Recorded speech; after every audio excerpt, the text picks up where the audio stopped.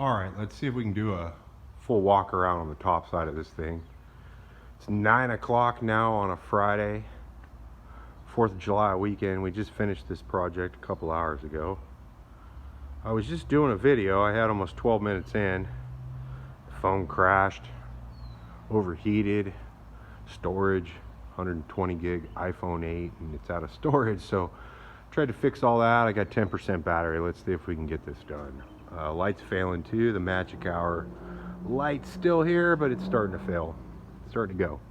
Anyways, so this came to us as a GR79 from the Middle East.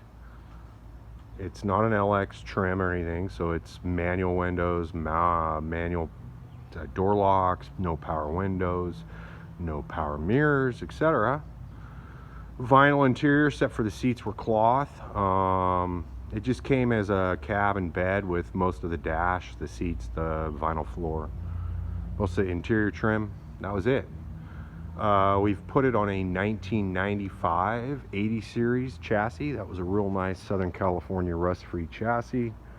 A triple locked, well, front and rear E-locked axles on that chassis.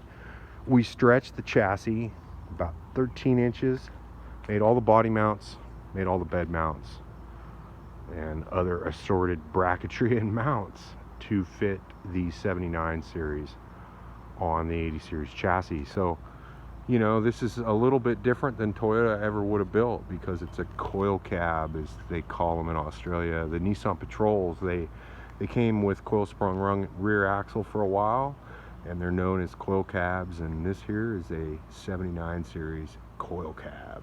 So I already did a chassis video last that showed like all the other stuff, so I'm just not going to talk about that too much. Of course, it's sandy top. It's got an FTE 1HD 1HD FTE engine, turbo diesel, H152 transmission. It's got 79 series part-time transfer case, 80 series front and rear locked axles, 105 series outers, 5-lug conversion. Yeah, that's why I call it an HDJ79, is it's an 80 series combined with a 79 series. So the bed inside was color matched Line-X. Obviously we got the factory mount there. The truck did not originally have a rear slider. I'll show more of that on the inside. The phone doesn't crash. Customer wanted a rear slider. It's pretty cool. That's like totally vintage in a newer truck. Not many rigs out there still get that. What's really cool about it is if you want ventilation, as long as it's not dusty roads, you will get dust coming in if it is, but if you want some ventilation without a lot of noise or a lot of wind, that right there is the bomb.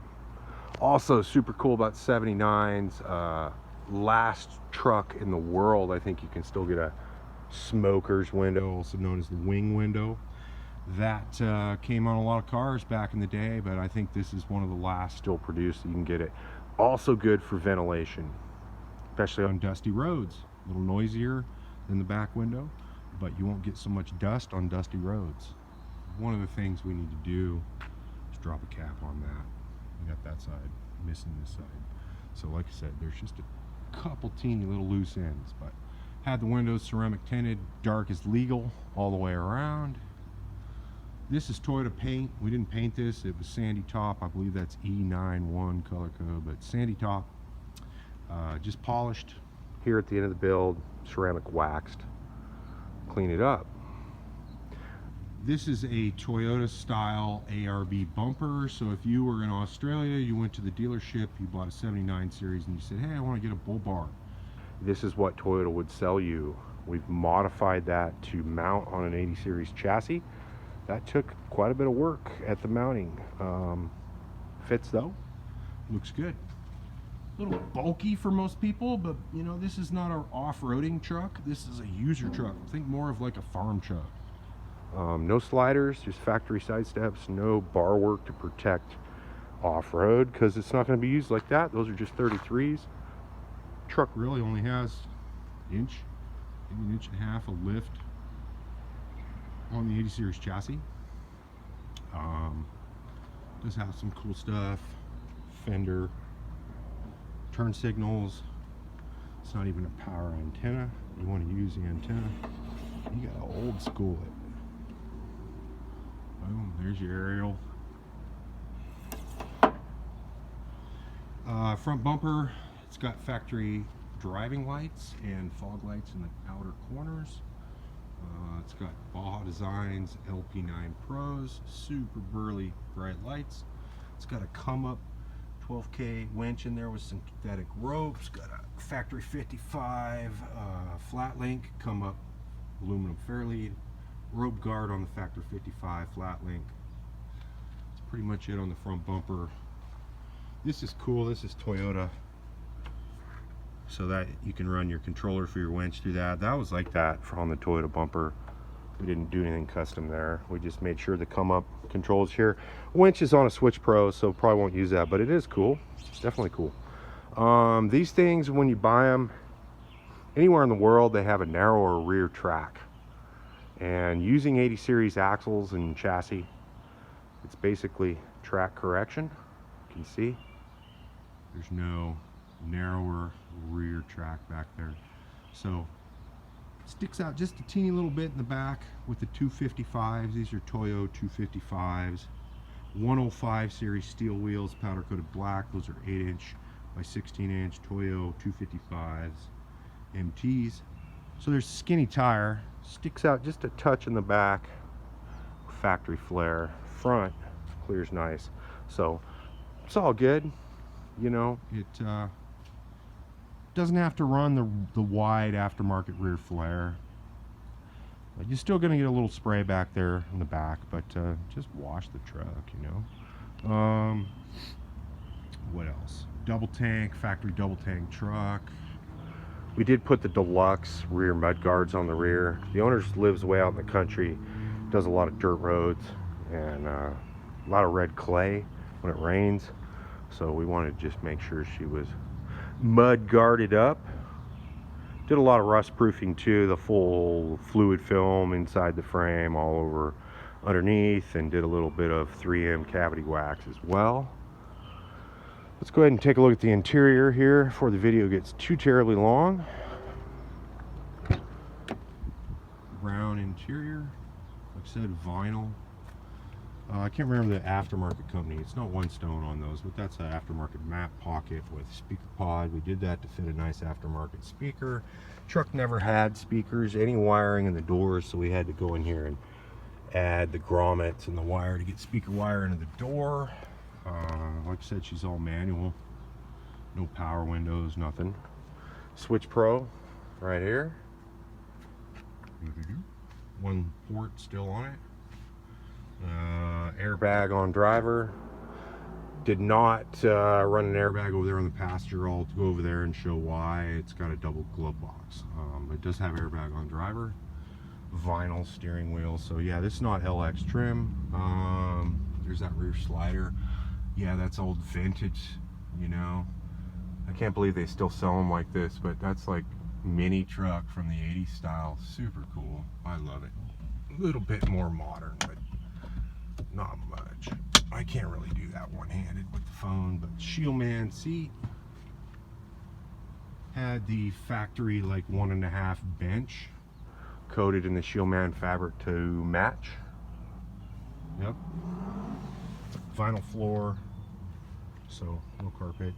Did make this cup holder, so we made that, so it's got a little bit bigger for like an Nalgene, or your phone fits in there, and then you've got a smaller one up here for your, 1 liter water bottle or whatever. It's got the cruiser consoles, overhead console. Originally we bought that to put an ICOM up here. That was decided to not do, so it's got no comms in it. You could add an ICOM or a UHF up here, but meantime it's got nice storage. These trucks don't have a lot of storage, so that adds a lot of good storage. It doesn't really impede field of vision, headroom, so pretty sweet. It's got these cool little map lights too. You just tap them, boom, LEDs, boom. Got the Rosen sun visors, boom. So let's get up in here and show a little bit more. So HDJ79 gauge cluster, we wanted that for the double tanks. Cruiser's got, it's a brand new cluster, so Cruiser's got 1,653 kilometers. That's about 1,000 miles on it. When they go to the double tanks, they eliminate the oil pressure gauge, but it does have an oil pressure light. Glow light there is our check engine light. Yeah, I mean, we've got diff lock indicators in there. You've got CDL indicator, four-wheel drive.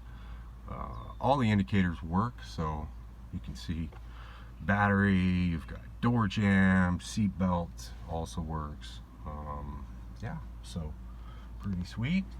It's got factory e-lockers right here. You've got a hand throttle, factory hand throttle.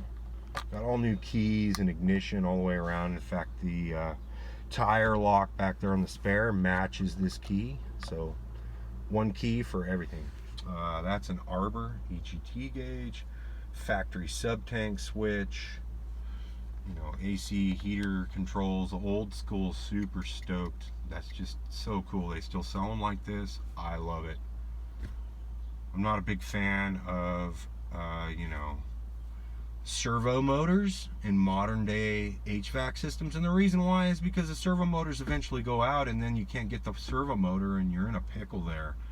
It just sucks when you're dealing with that kind of stuff. But yeah, this is a really nice Kenwood, made for 79 series to fit in the factory slot really nice. So we got that out of Australia because, you know, 79s are in Australia. See a backup light. Yep, there's backup camera. Triggered by reverse on the tranny.